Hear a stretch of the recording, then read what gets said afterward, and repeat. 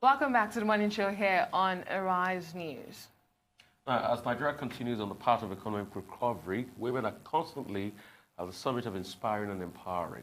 That's right. Foremost empowerment platform Inspiring Change Initiative has reaffirmed its position and dedication to supporting and developing Nigerian youths through its recently held free skill acquisition program, training over 200 undergraduates in Agege. Interesting. The initiative, which was founded in 2013 by Adesunmbo Adeoye, convener of the annual conference and founder of Esob Heroes, presents an opportunity for social change and impact. The Adesunmbo Adeoye Inspiring Change Initiative is notable for pioneering social development and empowerment of youth in Nigeria. The hashtag Inspiring Change Deliberately movement remains targeted at promoting and encouraging human capital development across the country with a mission of grooming and mentoring youths to achieve and become more. So joining us now is Adesunmbo Adeoye. It's a pleasure having you. Why is there a need to inspire, change society, and how has this movement gone? Well, I think over the century, only a very few women ruled the entrepreneurial frontier. So I saw the need to bridge that gap and educate the girl child deliberately by empowering the women folks. And this I achieved with the Inspiring Change Initiative. I mean, over the past 6 years, we've done quite a number of things. We've done the entrepreneurial advancement training for market women in 4 different markets in Agege.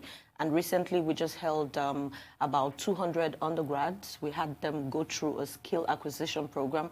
We had adire making, we had makeup, we had quite a number of things. And you should have seen the joy in their faces. I just feel that once a woman is empowered, the children will be empowered, you know, the community would grow, and basically we get to increase the capacity of everyone in Agege. Rightly said. You kind of talk about empowering women without financial inclusion. That empowers them even the more. But as a nation that is striving to meet the 2030 Sustainable Development Goals as regards empowerment, equality, women's rights and children, what would you say is holding us back really? Because when you look at what we have on the ground, Nigeria, as well as some other countries, are lagging. Yeah, I know.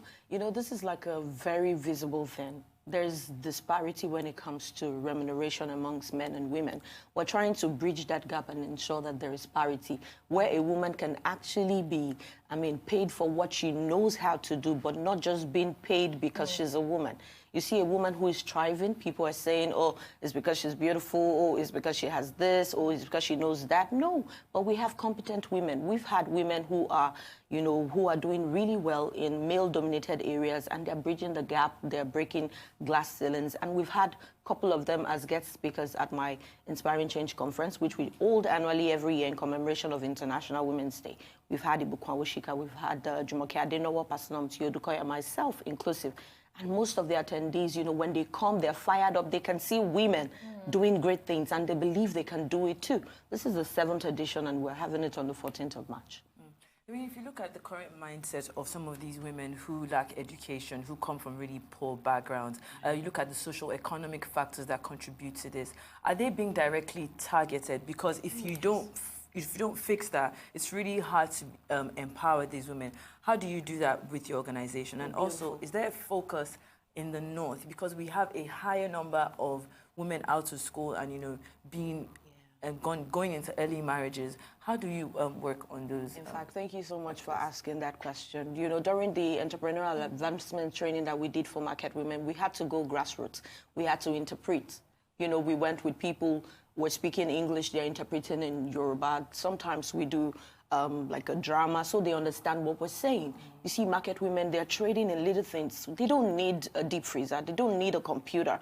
All they want, when you ask them, when we do a market survey and we ask, all they need are just many things, tiny little things. Some want that cane tray that you put frozen fish on, you know, really little things. Some want the happy bowl that they used to sell drinks. And I'm like, God, if only these people know that they can do far more. So we educate them, we go grassroots.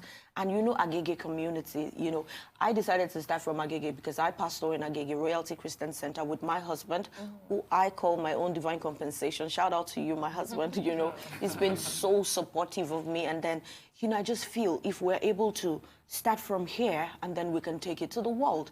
Now, you talked about the North. One of my biggest goals is that the Inspiring Change Initiative will grow to the point where we can have skill acquisition centers in all the geopolitical areas in Nigeria. And I hope with time, if we get funding, corporate bodies support and all of that, we can do this and far more. One of the challenges that really, really affect women and the growth and development in this country is about the culture of the society, what culture says, and the mindset. I mean, the other room, woman's place in the kitchen, and the likes of words like that. What have you been doing as regards changing the mindset? You know, this is something that we all grew up to want to be like. We played home while growing up as kids, like baby girls. We want to do mommies in the kitchen, that is in the living room. So it's something that we grew up with, not necessarily knowing that, oh, with this type of mindset, you don't get to the top. But then things are beginning to change. There's a lot of awareness. In fact, I get to a point where people tell me that it's always about the girl child. Why are you not talking about the boys? And I'm privileged to have boys. So I tell them, I said, yes, the boys already have something working for them. Let's help the girls. Let's change, deliberately educate them. Yes, they do. Let's deliberately educate. So it's a deliberate movement. That's why the hashtag Inspiring Change, deliberately. We have to be very deliberate. We're not saying we are there yet, but we're trying. We're trying to ensure that this mindset is not totally eradicated, but then we tell them that there is more. And that's the theme of this year's conference. There is more. There is more to you. You're just not made for the other room. There is more to you than being the cleaner, the cook. I mean, you can break glass in a patriarchal society like ours, how has that been received? The obstacles I can only imagine from their husbands and male counterparts, but I also see a book in front of us because we have about a minute or so to go. Tell us about that. Oh, yeah, I forwarded, I wrote this book in 2018 out of my ceaseless desires to just ensure that every creative child is not just tossed away because probably they're not making A's in mathematics and all of that. There's so much to a creative child. So I wrote this book titled Parenting a Creative Child. It's, how will I put it now? Just a self-help guide to help you parent purposefully, irrespective of the kind of child God has given to you. I believe every child out there, be it a boy or a girl, has an innate skill, an innate talent, and they're free to exhibit it so that, I mean, the world can be a better place. Do you believe in an equal society? Do you believe we can ever have a gender equal society? That's what I drive at. That's what pushes me. And I know that one day we will get there. I mean... Real quickly, I want to talk about women in technology because despite all the empowerment and all the work, they still look very marginalized in the technological space. I mean, what are you doing as regards that women should go to fields like STEM, science, technology, engineering, and maths? You don't have a lot of women in engineering roles. We actually do, but there's no awareness that showcases the women folks because they're actually dominated by male. Okay, a lot of women are going into tech now. Several of them. I have them as friends. I see them on Twitter, and I'm really impressed with what they're doing. And I see quite a number of them are trying to pitch and poach new young girls. I mean, I was in London recently where I was in a panel with, I network women at the Goldman Sachs office, where I was invited to come and speak because I happen to be a Goldman Sachs scholar. And then they were telling us how they're looking for people in tech, and they realized that Nigeria has enough resources. So they travel down all the way from England to come and pick our people from here. But we here do not even know that we have that large number of people. The case of a prophet is not recognized in his own land. But you mentioned a theme for this year. What's the event? There is more. Inspiring Change Conference. Okay, this is the 7th edition. I'm so excited about it. It's happening on the 14th of March, 2020 at the Wisdom Arena. Wisdom Arena is in Agege. And the theme for this year's conference is There Is More, because I feel there is more to just being a woman than being in the other room having babies. It's part of it, though, but then there is more. You can do far more.